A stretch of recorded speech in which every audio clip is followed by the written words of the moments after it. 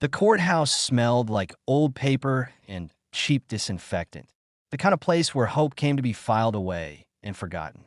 I sat on the wooden bench outside Courtroom 3B, my hands clasped so tightly together that my knuckles had turned white. The clock on the wall ticked loudly, each second dragging like it was trying to punish me for every mistake I'd ever made. Today was supposed to be simple, clean, final, a divorce hearing. No drama. No surprises at least. That's what I had told myself. My lawyer, Daniel Wright, stood a few feet away, calmly flipping through a thin folder. He was the kind of man who never raised his voice and never wasted words. Gray at the temples, sharp eyes behind rimless glasses, someone you trusted the moment he spoke. I had hired him because I needed this over with. Because I was tired of fighting. Tired of pretending my marriage hadn't died months ago. Whatever happens, Daniel said quietly without looking up, don't react emotionally. Let me handle everything. I nodded, though my chest felt tight. Then I heard heels slow, confident. Coming closer, I looked up, and my breath stopped. She walked in like she owned the place, then my wife, soon-to-be ex-wife.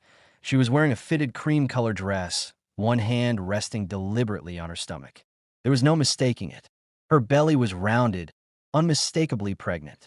Her hair was perfectly styled, makeup flawless, lips curved into a small, satisfied smile. For a moment, my brain refused to process what my eyes were seeing. Pregnant? That was impossible. We had been separated for nearly a year. No contact. No late-night mistakes. No, one last time. Nothing to... And my heart started pounding as she scanned the room. And then her eyes landed on me. Her smile widened. IT wasn't warm. It wasn't nervous. That IT was victorious, like she had come to deliver the final blow. People whispered around us. A clerk glanced up, curious. I felt heat crawl up my neck as shame and confusion twisted together in my gut. Was she really going to do this today? Was she planning to claim the baby was mine? To trap me in one final lie? I stood halfway, my mouth opening, but no words came out. Then something strange happened. Her eyes shifted away from me and locked on a Daniel my lawyer. The color drained from her face. The smile froze, then cracked. Her hand tightened against her stomach as if she needed to hold herself upright. Her shoulders stiffened, and for a split second, her entire body shook, just enough for me to notice fear, real, uncontrollable fear. Daniel slowly lifted his head and looked directly at her. His expression didn't change, but his eyes sharpened, like a man recognizing a ghost from his past. She swallowed hard. And in that moment, I knew this wasn't about me. This pregnancy wasn't the surprise. Daniel was, and whatever she had walked in so confidently to do, whatever story she had planned to tell, had just fallen apart. She quickly looked away, as if breaking eye contact might undo whatever damage had already been done. The confident posture she'd walked in with vanished. Her steps slowed, uneven now, and the smile never returned to her face. If anyone else noticed, it didn't say anything, but I saw it all. After years of marriage, I knew her tells. The way her jaw tightened, the shallow breaths, the way she avoided looking in one direction when she was terrified of being exposed. Daniel leaned slightly toward me. Sit, he murmured, and say nothing. The bailiff opened the courtroom doors, calling our case. We moved inside. She took the seat across from me, carefully lowering herself, both hands now resting on her stomach like a shield. I tried to steady my breathing, but my thoughts were spiraling. A baby. Her reaction to my lawyer. None of it made sense, yet all of it felt connected. The judge entered, and formalities began. Names were confirmed. Papers shuffled. The familiar legal language flowed over the room like background noise. My wife, Emily, kept her eyes down. Not once did she look at me. Not once did she smile again. Then the judge paused, glancing at the file. Mrs. Carter, he said, adjusting his glasses, I see you filed a last-minute amendment. Care to explain? Emily's fingers twitched. Yes, Your Honor, she said, her voice softer than I'd ever heard it in public. I recently discovered I'm pregnant. Given the circumstances, I believe this information is relevant. There it was, The air felt heavier, like the room had shrunk. The judge turned to me. Mr. Carter, are you aware of this pregnancy? No, Your Honor, I said truthfully, my voice steady despite the chaos inside me. Emily finally looked up then. Her eyes flicked to me for half a second, searching, calculating, before drifting back to Daniel. Daniel stood. Your Honor, he said calmly, before any assumptions are made, we request clarification regarding paternity. Emily flinched. The judge nodded. Reasonable. Mrs. Carter. Her lips parted, then closed. She inhaled slowly. The child is not his, she said, gesturing toward me without looking. We've been separated for months. A murmur rippled through the courtroom that I felt a strange mix of relief and humiliation. Relief that she wasn't claiming the baby was mine. Humiliation that she'd brought this into public anyway, like a spectacle. Daniel didn't sit. Then he continued evenly. The pregnancy has no legal bearing on today's proceedings. Emily's breathing grew shallow. That's not entirely true, she said quickly, almost too quickly. There are financial considerations, spousal support, changed circumstances. Daniel turned slightly, just enough that only she could see his face, and whatever he said next, if he said anything at all, was silent. But her reaction wasn't. Her hands trembled. Her eyes widened, glassy with panic. She pressed her lips together, fighting to stay composed. The judge noticed. Mrs. Carter, are you feeling unwell? I'm fine, she replied, though her voice betrayed her. Daniel finally spoke again, addressing the court. Your Honor, my client is prepared to proceed exactly as outlined in the original agreement. No modifications, no delays. Emily shook her head faintly. We need time, she whispered. I need time. For the first time since she walked in, she looked truly small. And for the first time, I realized this hearing wasn't about ending my marriage anymore, that it was about something she was desperately trying to keep buried. And Daniel knew exactly what it was. The judge called for a short recess, citing the need to review the amended filing. We were instructed to remain available. As people slowly filed out of the courtroom, the tension didn't ease. It thickened. Emily stayed seated.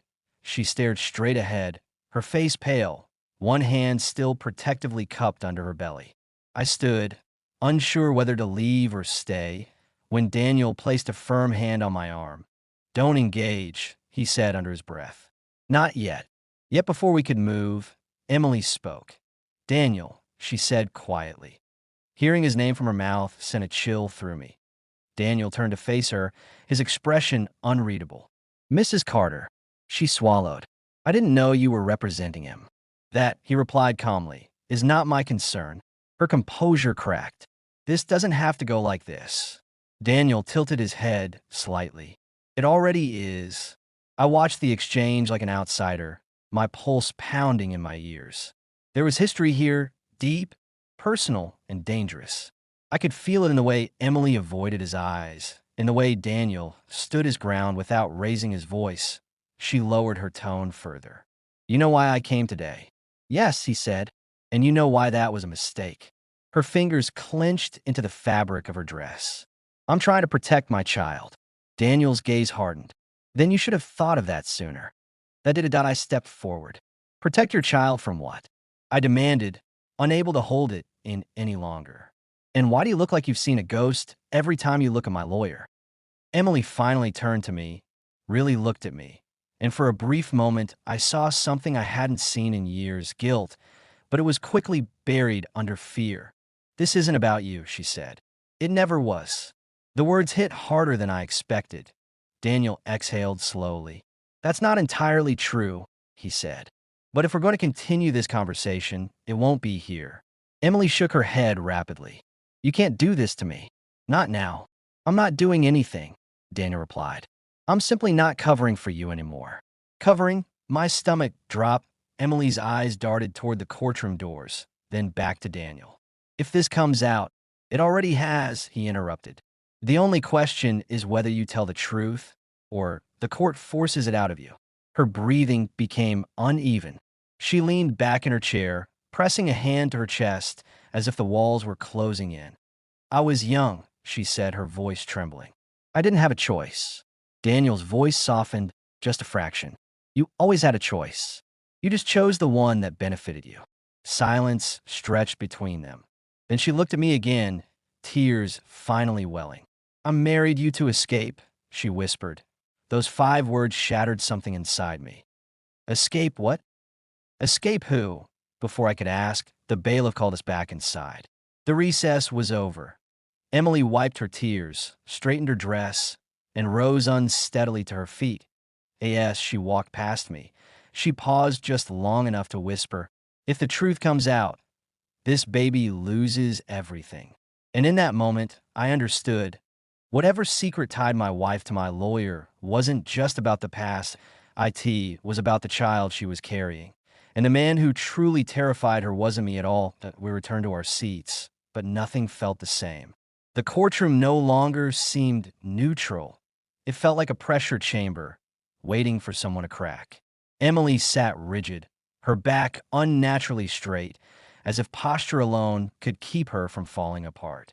I could see her hands trembling in her lap. The judge cleared his throat.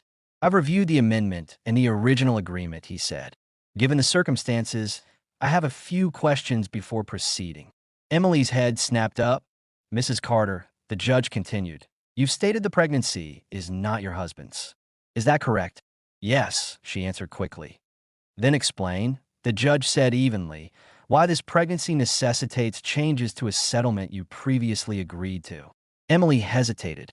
Her mouth opened, then closed again. Her eyes flicked once more to Daniel, that he didn't look at her. Finally, she spoke. Because the father of the child is not in a position to provide support. My chest tightened. So there was a father, someone absent, someone she was trying to shield. Daniel stood. Your Honor, he said, we object to this line of argument unless Mrs. Carter is prepared to fully disclose the identity of the child's father and the relevant timeline. Emily's breath caught audibly. The judge nodded slowly. That seems fair. Mrs. Carter, her composure finally collapsed. I can't, she whispered. The word echoed louder than any shout. The judge frowned. You can't, or you won't. She shook her head, tears slipping down her cheeks now. I can't. If his name is spoken here, everything falls apart. Daniel's voice was firm but controlled. Your Honor, withholding material information while seeking financial advantage is not permissible. Emily turned toward him, desperation written across her face. Please, she said. You know what will happen. Daniel met her gaze fully now. I know what should happen. My mind raced. I felt like I was standing in the middle of a storm without understanding its origin. My wife, my lawyer, a secret father, a pregnancy. Every piece was connected, but the picture refused to come into focus. The judge leaned back, studying Emily carefully. Mrs. Carter, you've put this court in an impossible position. Silence. Then, with shaking hands, Emily reached into her bag and pulled out a folded document. She stared at it for a long moment, as if deciding whether it might explode. This, she said softly, is why I asked for more time. She placed the document on the table, but didn't slide it forward. To Daniel's jaw tightened. What is it? The judge asked. Emily closed her eyes. A paternity test, she said. Prenatal. My heart skipped. The judge raised an eyebrow. And the result? Emily's shoulders slumped, defeated. The father is someone connected to this case. The room seemed to tilt. That I slowly turned toward Daniel, my thoughts spiraling in a direction I didn't want to follow. Daniel remained still, but his eyes closed briefly, as if bracing himself. Emily opened her eyes and looked straight at the judge. The father, she said, her voice barely above a whisper, is not my husband. Then she turned her head, tears streaming freely now, and looked directly at my lawyer. It's him. A sharp gasp rippled through the courtroom. And just like that, the truth crashed into me. Not as a whisper, but as a thunderclap that my wife wasn't afraid of losing money. She was afraid of losing everything. The courtroom erupted into chaos. Whispers, gasps, the scrape of chairs as people shifted in disbelief. I couldn't hear any of it clearly. My ears rang, my vision narrowing until all I could see was Emily's tear-streaked face and Daniel standing beside me. Suddenly very human, very exposed. The judge slammed his gavel. Order. Order in the court. Daniel took a slow step forward. Your Honor, he said, his voice steady but stripped of its earlier distance. I need to address this immediately. Emily let out a broken sob. You said it would never come out, she whispered. I said I wouldn't lie, Daniel replied. Not forever. The judge fixed his gaze on Daniel. Mr. Wright, are you confirming this statement? Daniel nodded once. Yes, I am the father. Something inside me went numb. Not anger, not even betrayal at first, just emptiness. The judge removed his glasses, rubbing the bridge of his nose. This hearing is adjourned, he said firmly. Effective immediately. There are ethical violations that must be reviewed, and this matter will be referred to the Bar Association. Mrs. Carter, you are advised to seek independent counsel. Mr. Carter, he paused, looking at me with something close to sympathy.